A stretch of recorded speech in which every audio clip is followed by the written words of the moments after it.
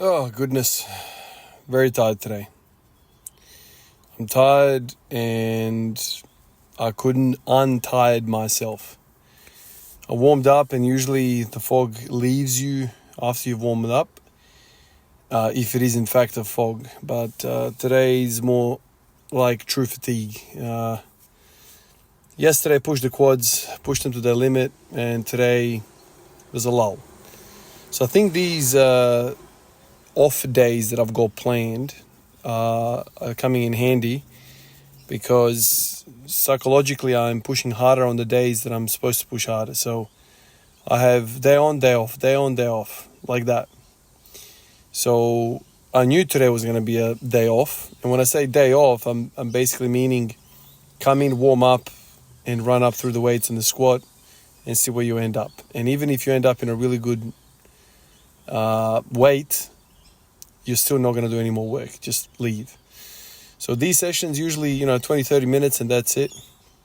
Today I just stretched around on the floor, stretched the quads, stretched the adductors, all that stuff. And I got to the bar, and usually when I stretch before I lift, I feel even weaker. But anyway, the stretching felt good to kind of get length into the quads after yesterday. But flat as, man. Flat as.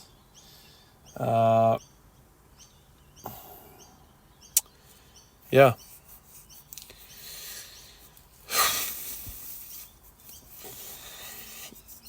I feel like going inside now and doing some more stretching.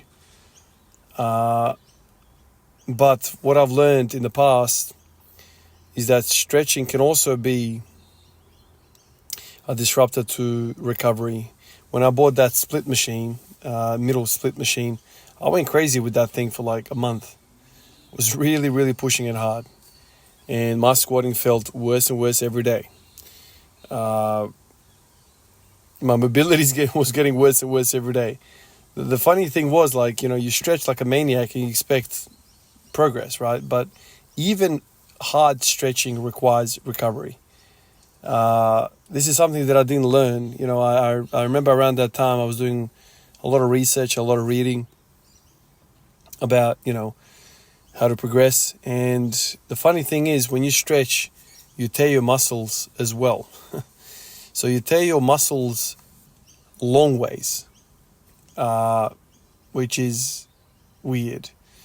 Usually you tear your muscles sideways, if that makes any sense. Like if you think about the fibers. So yeah, there's some evidence to show that stretching also has a hypertrophy effect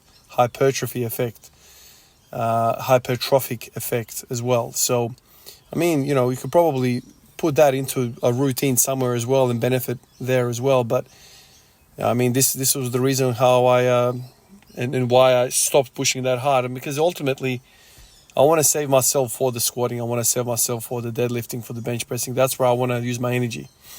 When you start throwing in heavy stretching days, then it starts to get very hard for those points of recovery, because if you go hard on stretching, and trust me, you can go hard on stretching, because it's not like you're not getting tired, you're just getting sore. If you know what I mean. Like, it's not exactly going to be the same as doing a set of 20 of squats. It's not going to be like that, but it's going to feel a little bit different. And you're not going to feel like your normal soreness. You're just going to feel like, I don't know, the word sharp pops into my mind, like sharp discomfort through the muscles. Obviously, if you go too far, then it's going to get really, really sharp and you're going to have strain. But you have to be very careful with that. And so you can go crazy with that. You can go crazy with anything, basically. That's kind of the bottom line. So I'm going to go back in the house and continue to stretch my quads a little bit, but not to the extent where I'm going to take recovery points away. No, I don't want that. But they are feeling extra tight since yesterday. Extra tight. And when that happens, then I feel like my anterior pelvic tilt gets even worse. And that's something that I've learned since chasing the quads, is that if I don't do a little bit of stretching, I feel like my anterior pelvic tilt gets worse. And today, I felt like my guts were hanging out like nobody's business. My guts are hanging out because the quads are super tight. Appreciate you guys. I'll catch you in the next one. Peace out.